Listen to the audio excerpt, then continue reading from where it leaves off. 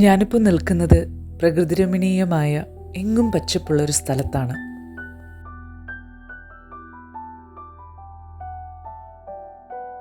ഗാംഭീര്യത്തോടും പ്രൗഢിയോടും കൂടി അമ്പരം ചുംബിക്കുമാറ് തലയെടുപ്പോടു കൂടി നിൽക്കുന്ന വടക്കുനാഥ ക്ഷേത്രത്തിൻ്റെ ചുറ്റും ഏകദേശം 65 ഏക്കറോളം വ്യാപിച്ചു കിടക്കുന്ന പ്രസിദ്ധമായ തൃശ്ശൂരിലെ തേക്കിൻകാട് മൈതാനം.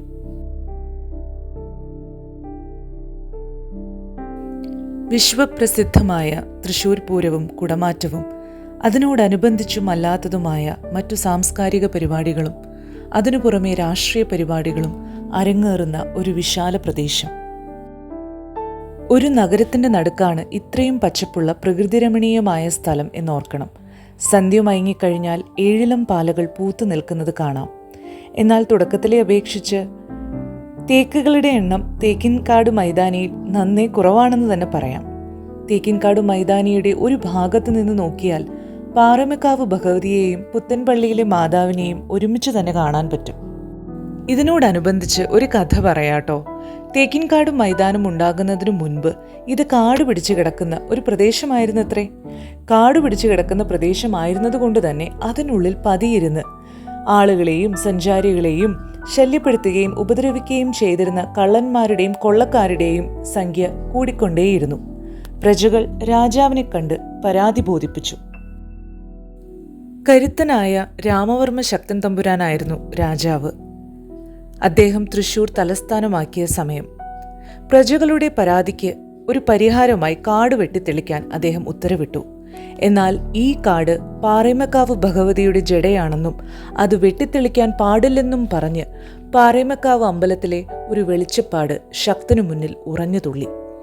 എന്നാൽ രാജാവ് അത് ചെവികൊണ്ടില്ലെന്നു മാത്രമല്ല, ആ ഉറഞ്ഞു തുള്ളി നിൽക്കുന്ന വെളിച്ചപ്പാടിന്റെ തല വെട്ടുകയും ചെയ്തു എന്നാണ് കഥ.